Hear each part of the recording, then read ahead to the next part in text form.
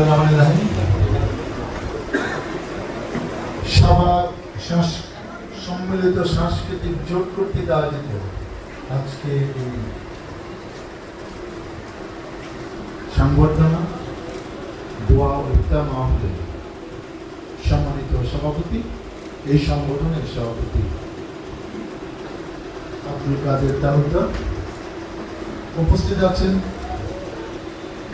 আমন্ত্রিত অতিথিবর্গ, সুধী মণ্ডলী এবং এই সংগঠনের বিভিন্ন পর্যায়ের নেতৃবৃন্দ।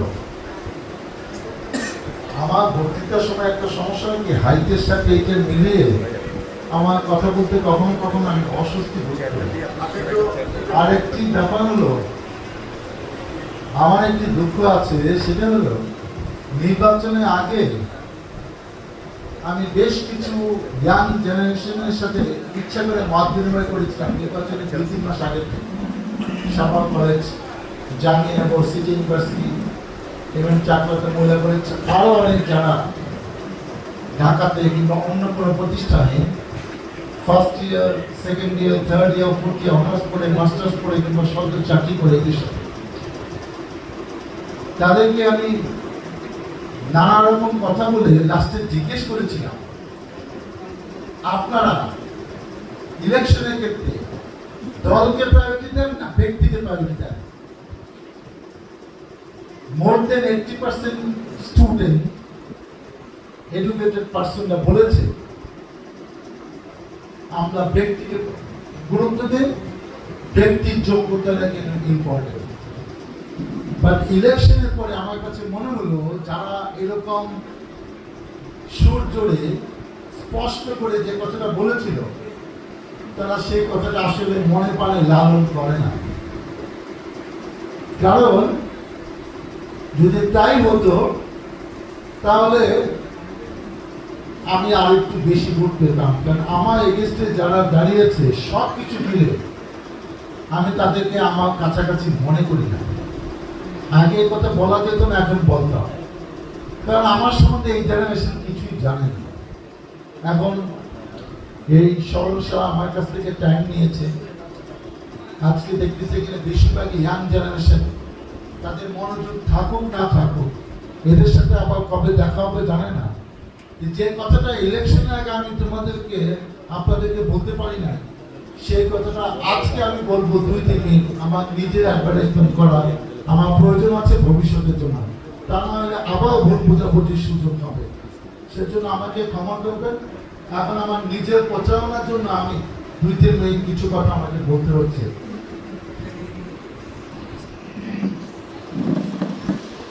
আমি মির্জাপুর ক্যাডেট কলেজ থেকে 80 সালে ইন্টারমিডিয়েট পাস করেছি। আমি ম্যাগনিশি মেডিকেল কলেজ থেকে 87-এ এমবিবিএস পাস করেছি, bachelor of medicine, bachelor of surgery. এটা বাংলাদেশের মেডিকেল সায়েন্সের বেসিক ডিগ্রি। তারপর আমি পিজিতে কার্ডিওলজি, নেফ্রোলজির উপর 6 মাস ট্রেনিং নিয়ে, যখন এইসব ট্রেনিং নিচ্ছিলাম তখন বিসিএস পরীক্ষা চলছিল। পরিবার বললো আচ্ছা বিসিএস পরীক্ষা দাও। আমি 10 বিসিএস পরীক্ষা দিলাম, পাস করলাম। পাস করে পরিবার বললো আচ্ছা যোগদান করো। কিশোরগঞ্জ ইটনা হেলথ কমপ্লেক্সে আমি মেডিকেল অফিসার হিসেবে যোগদান করলাম। গিয়ে দেখলাম ইলেকট্রিসিটি নাই। সকাল 6টায় ঢাকার থেকে বেরিয়েছি, ওখানে পৌঁছেছি রাত 8টায়, এবং 10-15 কিলোমিটার একটা হাওয়ার রাস্তা আছে, যেখান থেকে চলার নৌকা দিয়ে যেতে হয়। আশেপাশে কোনো বাড়িঘর কিচ্ছু নাই।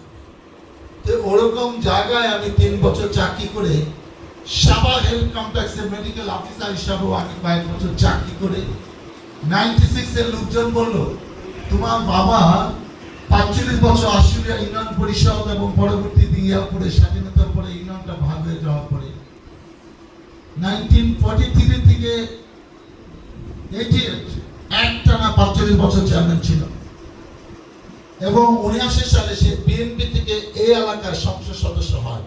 তার প্রতিদ্বন্দ্বী ছিল খান মর্জি সাহেব।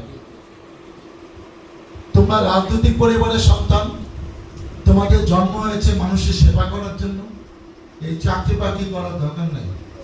আপনার যারা পরিচিত জন না, বন্ধু বান্ধবরা, তারা এসে অব্যাহত হাসপাতালে এটা বলতে থাকলো এবং একটা পর্যায়ে আমিও ডিসিশন নিলাম যে ঠিক আছে, চাকরি আর করার দরকার নেই। এবং আমি যখন চাকরিটা ছেড়ে দিই, ট্রাস্ট মি, তখন আমার নমিনেশন কনফার্ম হয় নাই। আমি যখন সিনিয়র অ্যাসিস্ট্যান্ট সেক্রেটারির কাছে সমস্ত ফাইলপত্র নিয়ে গেলাম, উনি পাত্তা দিচ্ছেন না। উজ্জ্বল বিকাশ দত্ত এখন আছেন কিনা জানি না, আমাকে ঘোরাচ্ছেন 15 দিন 20 দিন ধরে। পরে একজন বড় নেতাকে ধরে, তখন বিএনপি গভর্নমেন্ট ক্ষমতায়, বড় নেতাকে ধরে তার কাছে গিয়ে বললাম যে আমার ফাইলটা উনি ছাড়ছে না, আমার তো নমিনেশন নিতে হবে, যে উনি ফাইলটা ক্লিয়ার করে দেয়। এই ফাইল সিনিয়র অ্যাসিস্ট্যান্ট সেক্রেটারি থেকে deputy secretary, joint secretary, additional secretary হয়ে রাষ্ট্রপতি অনুমতি ক্রমে এই চাকরি থেকে অব্যাহতি নিতে হয়। লাস্টে একদিন ভদ্রলোক আমাকে জিজ্ঞেস করেন যে আচ্ছা ম্যাডামের সাথে আপনার দেখা হয়েছে? আমাকে দেখা হয় নাই। আপনার নমিনেশন কনফার্ম? আমাকে না, কনফার্ম না। তাহলে আপনি এরকম একটা বড় চাকরি, একটা গুরুত্বপূর্ণ চাকরি, আপনি বিসিএস এর চাকরির ওজন জানেন? আমাকে না, সেটাও জানি না। তাহলে তারপর আপনার চাকরিটা ছাড়বেন? আমাকে হ্যাঁ ছাড়বো, আমার মন উঠে গেছে। আর এইবার না পেলে এর পরের বার পাবো, এটা আমার জন্য কোনো ব্যাপার না। লোকটা হা করে আমার দিকে তাকিয়ে গেল, যে বলে কি যে ও একটা এরকম একটা নমিনেশন এইবার না পারলে নাকি পরের বার পাবে।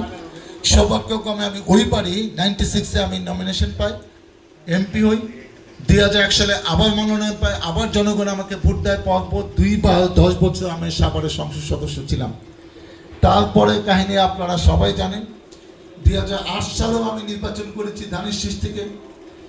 14 সালে বিএনপি যায় নাই। 2018 সালে আমি আবার ধানের শীষ থেকে নির্বাচন করেছি। 24 সালে যায়নি। এবার আমি পঞ্চমবারের মতো ধানের শীষ মাকে পেয়েছি এবং তৃতীয়বারের মতো সাভারের প্রথম ব্যক্তি ইতিহাসে যে তৃতীয়বারের মতো এই এলাকার সংসদ সদস্য হলো। আর আওয়ামী লীগের সময় আমরা বাসায় থাকতে পারিনি, পালিয়ে পালিয়ে ছিলাম। আমার নামে 82টি মামলা ছিল, এখনো 53টি আছে। এগুলো নিয়ে মামলা করতে হয়েছে। আমাকে মাত্র 3 বার জেলে যেতে হয়েছে। তবে জেলে বেশি দিন থাকতে হয় নাই, 1 মাস, 2 মাস, 3 মাস। কারণ এইসব মিথ্যা মামলা তো হাইকোর্ট একসময় বেল দেয়। তো এইসব প্রেক্ষাপটে এর মাঝখানে আমি লায়েন্সের গভর্নর হইলাম। লায়েন্স ইন্টারন্যাশনাল বাংলাদেশের 7টি জেলা, সর্বোচ্চ পদ হলো গভর্নর। আমি একটি জেলা 315A1 গভর্নর ছিলাম 1 বছর।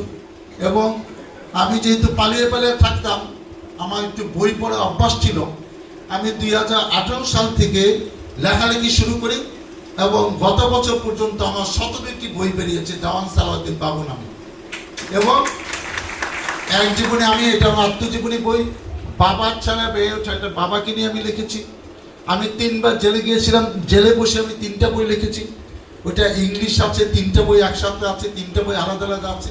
পৃথিবীতে আমি 32টা দেশে শত শত শহরে গিয়েছি 92 সাল থেকে। সেগুলো 10-12টা ভ্রমণ বইও আছে। লেখালেখি আমার অভ্যাস এবং সেই লেখালেখি আমি চর্চা ইনশাল্লাহ আগামীতে করব। আমরা মনে করি যে এটার সাথে একটা মানুষের নিবিড় সম্পর্ক আছে, মানুষের ভালো লাগার ব্যাপার আছে। তাই আমরা এগুলোর মধ্যে থাকতে চাই। আমি ঢাকা জেলা বিএনপি সভাপতি ছিলাম, ইউনিয়ন বিএনপি সভাপতি ছিলাম, আশিরা থানা বিএনপি সভাপতি ছিলাম। এই রাজনীতি করে করে আজকে আমি হাঁটি হাঁটি পা পা করে আজকে এখানে এসে দাঁড়িয়েছি। আমি এত কথা কেন বললাম, কারণ এই প্রজন্মে আমি যখন এমপি ছিলাম এখানে বেশিরভাগের জন্ম হয়নি। তো সেই কথাগুলো আমার একটু বলা প্রয়োজন মনে করলাম, আপনি অন্যভাবে নেবেন না। আমি চাই প্রতিভা বিকাশের সর্বোচ্চ জায়গা হবে এই সভায়। আমি চাই সাংস্কৃতিক বিকাশের সর্বোচ্চ জায়গা হবে এই সভা। আমি এই গত বছর 3 দিন ব্যাপী আমি সাংস্কৃতিক মেলা করেছি, যে অনুষ্ঠানে বেশিরভাগ ব্যাপার আমি উপস্থাপনা করেছি।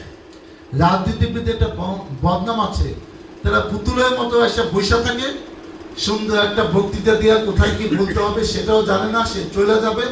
হ্যাঁ, এটা নাকি তার দায়িত্ব। কিন্তু আমি যখন যেখানে যাই, অনুষ্ঠানটা সুন্দর হচ্ছে কিনা, কি করলে সুন্দর হবে সেটাও মনিটরিং করি। লাগলে অনেক সময় মাইক কেটে নিয়ে নিজেও উপস্থাপনা করি, যেটা ঠিক হচ্ছে না, মানুষকে ভোগান্তি দিলে হবে না। যারা আসছে তারা সুন্দর মানুষ, সুন্দর কথা শুনতে হচ্ছে, তোমার অনুষ্ঠানটা নষ্ট করলে হবে না। এগুলো আমার বদনাম আছে। কিন্তু আমার দায়িত্ব হলো অডিয়েন্সকে স্বস্তি দেওয়া, সেটা আমি অব্যাহতভাবে করে যাচ্ছি। এই সম্মিলিত সাংস্কৃতিক যদি একটা সমস্যা হয়েছিল, যেটা স্মরণ সাহা বলেছে যে আমাদের কেউ কেউ কাছের লোক যারা এই সংগঠনে গুরুত্বপূর্ণ পদে ছিল, তারা চাইছিল যে এই সংগঠনটাকে ভেঙে দিবে। সাংস্কৃতিক যারা কর্মী তাদের কোনো দল নাই, তারা সাংস্কৃতিক ব্যক্তিত্ব, এটাই তাদের ব্যক্তিত্ব হওয়া দরকার। মামুন কমিটি হিসেবে সে অনুষ্ঠান করতে দেবে না, সেই কি বলে এনসিপি কিছু ছাত্র এখানে গিয়ে বাধা দিয়ে পুলিশ টুলিশ এনে অনেক কিছু করার চেষ্টা করেছে। আমি যেটা বাধা দিয়েছি যে এটা সাংস্কৃতিক অনুষ্ঠান, এটা নিয়ে দলবাজি করার দরকার নাই, এটা খুবই গুরুত্বপূর্ণ এবং পুলিশ শেষ পর্যন্ত কিছু করে নাই। আমি যখন এই স্মরণ শাহ চমৎকার বক্তৃতা শুনছিলাম, আমি তাকে তার কথাগুলো শুনছিলাম, আমি ভাবছিলাম সে কি বক্তৃতা দিচ্ছে না অভিনয় মানে করছে। সে তো ভালো অভিনয় করে এটা আমি জানি, কিন্তু আজকে তার অভিনয় করার দরকারটা কি? সে তো বক্তৃতা দিবে, সে কখনো ইমোশনাল হয়ে যাচ্ছে, রেগে যাচ্ছে, হাত তুলতেছে, আমি দেখতেছি বডি নড়তেছে না হাতই নড়তেছে। আমরা স্টেজে শেষ পর্যন্ত বসে থাকতে পারবো কিনা সেটাও কিন্তু আমি বসে বসে ভাবছিলাম। যাই হোক, আমি একটা জিনিস বলতে চাই যে এখানে কিছু সম্মানীয় ব্যক্তি আছে যে পারবিনা দীর্ঘদিন আমার সাথে একটি তার সম্পর্ক সাংস্কৃতিক কর্মকাণ্ডে। এই যে সাভার কলেজের শওকত আলী মামুন, সাভার কলেজের প্রথম ভিপি, আমার অনেক কাছের লোক, আমাকে অনেক পছন্দ করে এবং উনি জানে না আমি তাকে কতটা পছন্দ করি। হ্যাঁ, এই যে আজকে যিনি কবি মুক্তিযোদ্ধা সিরাজুল ইসলাম ভাই আমাকে যে মানে দিলেন, গেস্ট দিলেন আজকে, এই যে লায়ন শামসুন্নাহ, কবি শামসুন্নাহ, এই যে নাজবামণি আরেক কবিকে গাজীপুর থেকে ধরে নিয়ে আসছি, এই যে বাবুল মোড়ল, সাংস্কৃতিক লোকগুলাকে চিনি। সাভারে 20টা শিল্পীর নাম বলতে পারেন আমি চিনি, সোমন সাহেবকে ভালো লাগবে না। ডাক্তার সালাউদ্দিন কেন শিল্পীদের চিনবে? শিল্পীদের শুধু আমি চিনব। হ্যাঁ, কারণ সোমন সাহেব আবার কতগুলা ইগো আছে। আমি শাহানাকে বলি এই সোমন শাহ ইগোগুলা বাদ দিতে পারো, এগুলা তাকে মানায় না। হ্যাঁ, কেন এই জুটে যে থাকবে সোমন শাহের সাথে যাদের ভালো সম্পর্ক তারা কোথাও যাইতেও পারবে না, কোনো অনুষ্ঠানে গান গাইতে হলে তার অনুমতি দিলে কি এগুলা হয় না। এই কর্তৃত্ব ওই নেতৃত্ব একটু কমায় দিতে বলো। এখন সমস্যা বয়স হয়েছে, একটু যারা ইয়াংদের মতামত কি সেটা বুঝে যেন তাকে চলতে হয়, তাহলে তো হবে না। লিডারকে লিডারের মতো থাকতে হবে। এত চমৎকার অভিনয় করে, এত এর প্লাস প্লাস প্লাস প্লাস সংগঠক, কিন্তু অন্য দুষ্গুণ যেগুলো আমি শুনি এটা শুনে আমার ভালো লাগে না। আমি বিনয়ের সাথে ছোট ভাই স্মরণকে বলবো, এখন হলো দেশ এগিয়ে যাবে। আমাদের মতো লোকরা, আমি তুমি কাদের তালুকদারের মতো লোকরা যদি সবাইকে সঠিকভাবে নেতৃত্ব দেয় তাহলে সবারটা সুন্দর হবে। সেজন্য তোমাকেও সংশোধন হইতে হবে। মনে রাখবা, আগে যেভাবে চলেছে তোমাদের ভুলভ্রান্তি নাই, তোমরা রাজনীতির বিরুদ্ধে আঙুল তুলে ধরো, তোমার ভুল।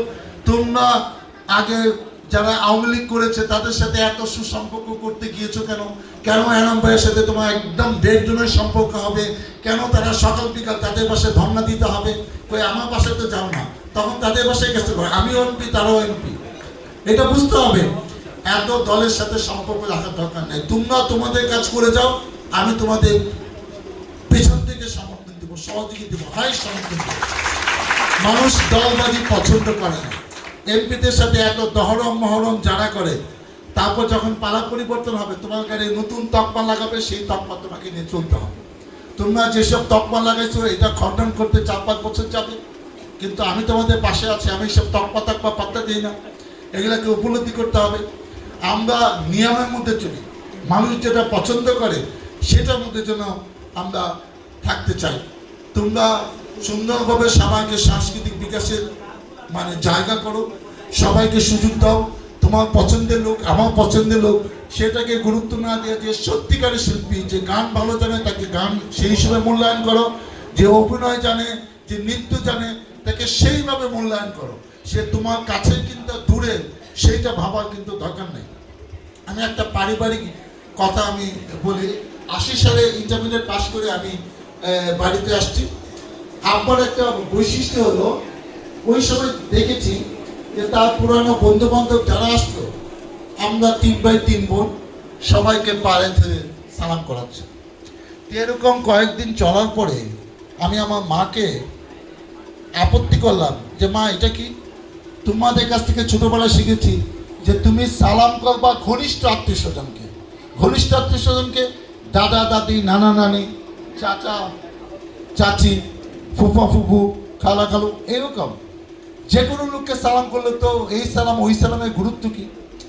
আমরা বাবাকে জমের মতো ভয় পাইতাম, মাও অনেক ভয় পাইত। মা 5-7 দিন পরে বলল, তোর বাবা বলেছে তোমাকে আর সালাম করতে হবে না। তারপরও 2-1 দিন দেখি আমাকেও ডাকে, যে সালামের সময় তো 2-3 মিনিট, আমি কখনো বাথরুমে পলায় থাকি 10 মিনিট 15 মিনিট, 10 মিনিট 15 মিনিট পলায় থাকলে তো সালামের জন্য তো কারোর জন্য কেউ অপেক্ষা করে না। তো এইভাবে চলছে। তো এক শুক্রবারে ধরো আরও 15 দিন 20 দিন পরে আমরা নামাজের পরে আব্বা একটা অভ্যাস ছিল, আমরা সব ভাই বোন মা বাবা সব আমরা খেতে বসছি। আব্বা বলছেন যে দেখো, জীবনে বড় হইতে হইলে শুধু বাবা মা, শিক্ষা প্রতিষ্ঠানে শিক্ষকদের যে প্রতিষ্ঠানে তোমার পড়ো এদের দোয়াই যথেষ্ট না। অনেক মানুষের অনেক দোয়া প্রয়োজন। তুমি হাজার হাজার লক্ষ লক্ষ লোকে সালাম পাবা, অনেক বড় একটি প্রতিষ্ঠানে যাবা, অনেক বড় একটা গুরুত্বপূর্ণ দায়িত্ব পালন করবা, এই গুটি কয়েক মানুষের দোয়া দিয়ে তুমি সেরকম লক্ষ লক্ষ হাজার হাজার মানুষের সম্মান অর্জন করতে পারবা না। তখন তো সেটা বুঝি নাই, এখন বুঝি। এখন বুঝে তো আর সে কিছু করার উপায় নাই। এই কথাগুলো এই কারণে বললাম যে মানুষের দোয়া ছাড়া জীবনে কেউ কিছু হতে পারে না, করতে পারে না। আমাকে লায়েন্সে ছিলাম, লায়েন্সে একটা প্রজেক্ট আছে লিও, যাদের বয়স 30 বছরের নিচে, যারা পড়াশোনা করে চাকরি করে, বেশিরভাগের আনমেরিড থাকে, তাদেরকে দিয়ে, যেমন বিএনপি অঙ্গ সংগঠন, ছাত্রদল, যুবদল, লায়েন্স, এরকম এসে লিও, তাদের অনেক অনুষ্ঠানে আমি যেতাম। আমাকে মোটিভেটর হিসেবে নেওয়া হয়তো, মানে অনুপ্রেরণামূলক বক্তব্য দেওয়ার জন্য। তো তাদেরকে আমি ওই বলতাম যে শোনো, জীবনে ভালো মানুষ হবা এইটা অনেক গুরুত্বপূর্ণ, কি পড়াশোনা করেছো না করেছো সেইটা ইম্পর্টেন্ট না। আরও মজা মজা কথা বলতাম, তোমার বাংলাদেশে গড় আয়ু 74 বছর। তোমাকে আজকে একটা কথা দিই, তোমরা যে অনেকে মিশন থাকে যে পড়াশোনা করলে প্রথমে করতে হবে প্রেম, তারপরে পড়াশোনা, এটা ভুলে যাও। জীবন অনেক বড়। তুমি যদি তোমার সুইটেবল পার্টনার না পাও, জীবন বরবাদ হয়ে যাবে, আমি বলে দিলাম। আর মেয়েদের দিকে হেসে হেসে বললাম, দেখো বাংলাদেশের কনটেক্সে মেয়েদের তো গুরুত্ব বেশি। একটা মেয়ে স্মার্ট হলে, চেহারাটা হলে অনেক ছেলে পিছিয়ে পিছিয়ে ঘুরে, অনেক কিছু করে। তো তুমি তোমার সুইটেবল মতো একটা ভালো ছেলেকে বিয়ে করবা।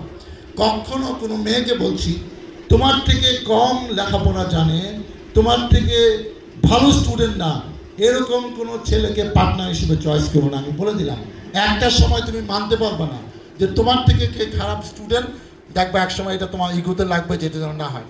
এবং তাদেরকে বলতাম কয়েকটা জিনিস দেখে তুমি লাইফ পার্টনার চুজ করো। 1 নম্বর রেসপেক্ট, সে তোমাকে কতটা রেসপেক্ট করে। 2 নম্বর টেক কেয়ার, তোমাকে কতটা টেক কেয়ার করে। 3 নম্বর তোমাকে কতটা ট্রাস্ট করে, সেটাও কিন্তু ইম্পর্টেন্ট। এবং সবচেয়ে গুরুত্বপূর্ণ হলো যে তোমার সাথে আন্ডারস্ট্যান্ডিং যদি না থাকে, একটা পর্যায়ে গিয়ে কিন্তু ঝামেলা হবে। আমার ওয়াইফ বাসর যাতে আমাকে বলল যে শোনো, তুমিও লেখাপড়া শিখছো, আমিও লেখাপড়া শিখে আসছি। সে পাবলিক অ্যাডমিনিস্ট্রেশনে চিটাগাং ইউনিভার্সিটি থেকে অনার্স মাস্টার্স করে। অনেক মতভেদ হবে, অনেক কথা কাটাকাটি হবে, কিন্তু কখনো যদি জেগে থেকে তুমি আমার গায়ে হাত তুলছো, আমি কিন্তু তোমার সংসার করবো না। তুমি নিশ্চিন্ত থাকো, সকালে ঘুমের থেকে উঠে দেবো, আমি তোমার সাথে নাই। আমাদের সাথে অনেক টুকটাক ঝগড়া টাকা হয়েছে, 2-1 ধাক্কা ধুক্কা দিয়ে বিছনায় পড়াই দিয়েছে, কিন্তু যেটা গায়ে হাত তোলা বলে সেটা কিন্তু আমি কোনোদিনই করি না। ওই ভয়টা মাথায় আছে যে আমার বউ কি করছিল, বয়স যাই হোক। লিও ব্যক্তিত্ব একদিন বলে, স্যার আপনি আমাকে একটা জিনিস শিখান, কি? একটা মানুষ আপনার কাছে আসলে আপনি বলেন আপনি খুব মানুষ ছিলেন। আমি হ্যাঁ, আমি কোয়ান্টাম করা, আমি একজনের সাথে তাকিয়ে থাকলে আমি 50% বুঝতে পারবো সে কি। আরও কতগুলো টেকনিক আছে, তার কোন ডিস্ট্রিক্টে বাড়ি, সে কততম সন্তান, সে এখন কি করে, আমি কিন্তু অনেক কিছু জেনে ফেলি। আপনার নামটা কি, আমার অনেক কিছু আর বলতে হবে না। এবং তাকে আমি প্রথম ফলো করি তার ব্যক্তিত্ব কী, তার ব্যক্তিত্ব দেখে আমি তার সাথে বুঝে শুনে কথা বলবো। কেউ যদি বলে আমার লক্ষ্মীপুর নোয়াখালী বাড়ি, আমি চোখ করে যাবো যে এই লোক তো অনেক চালাক, এর সাথে বুঝে শুনে কথা বলতে হবে। বিয়ে কে আপন সাভারে মানুষ বেসিক্যালি বোকা, আমি মনে করি ব্যবসা বুঝে, পলিটিক্স বুঝে, কন্ট্রাক্টারি বুঝে, লেখাপড়া বুঝে না। এবং এখানে যারা পড়াশোনা করতেছে 95% বাইরের লোক যারা স্বাধীনতার আগে এখানে আসছে, এরাই ভালো স্টুডেন্ট, এদের মানসিকতাই ভালো। আর সাভারের লোক রাজনীতি করে, কন্ট্রাক্টর করে, বাস স্ট্যান্ডের দোকান নিবে, জমি ব্যবসা করবে, এটা সাভারের লোকের বৈশিষ্ট্য। তারা খানদানি, ওই যে হরিশ্চন্দ্র রাজা জমিদার এলাকা না, তো জমিদারের রক্ত তো আমাদের গায়ে আছে। আমরা কেন পড়াশোনা করবো? আমার বাবার জমি আছে, হ্যাঁ প্রভাব আছে, আমি এটা নিয়ে চলতে চাই। তা আমি তাকে বললাম যে আচ্ছা শোনো, ব্যক্তিত্বের সঙ্গে আমাকে জিজ্ঞেস করার দরকার নাই। বলেছি তাহলে ব্যক্তিত্ব কি? ব্যক্তিত্বের সঙ্গে আমাকে জিজ্ঞেস করার দরকার নেই। কেন? তুমি এটা গুগলে দেখে নিও, এটা সবাই জানে। হ্যাঁ স্যার, আপনার ভাষায় ব্যক্তিত্বের সংজ্ঞা একটু আমাদেরকে বলেন। তাই আমিও ব্যক্তিত্বের সংজ্ঞা এদের মতো সুন্দর করে বলতে পারবো না। হ্যাঁ, আমিও 15 মিনিট আছে, আমি 3-4 মিনিটের মধ্যে শেষ করে দেবো। অস্থিরতার কারণে আমরা ক্যালকুলেট করে বক্তৃতা দিই, সমস্যা নাই। আমি তো এই সুযোগ পাবো না, এদের সাথে আর কোনদিন দেখা হবে না। তোমরা আবার কবে আমাকে ডাকবো সেটা নিয়ে আমার যথেষ্ট সন্দেহ আছে, সেটা আমি আমার কাজটা করে ফেলি। আমি ব্যক্তিত্বের সঙ্গে আমার মতো বানায় দিচ্ছি, কেউ মানুক না মানুক, আমি সেইটাকে ব্যক্তিত্ব বলি। ধরো আমি লিডারের কাজ হলো ম্যানেজ করা, সিদ্ধান্ত নেওয়া। একটা লোক আমার কাছে আসবে, তার কথা আমি 5 মিনিট শুনবো, আমি 1 মিনিটে ডিসিশন দিয়ে দেবো, প্রবলেম সলভ করে দেবো। এইটা হলো ব্যক্তিত্ব। আমি বেশি কথা বললে সে আমার কাছে শুনবে কেমনি? ব্যক্তিত্ব, ভালো ব্যক্তিত্ব আমি সেইটা বলি যে কথা দিয়ে কথা রাখে। আমি সেইটাকে ব্যক্তিত্ব করি যে সহজভাবে চলে, মানুষের সাথে খারাপ ব্যবহার করে না, হঠাৎ করে জেগে যায় না, পরিবেশ পরিস্থিতি বুঝে যে সিদ্ধান্ত নিতে পারে যে কি বলা উচিত, কি বলা উচিত না।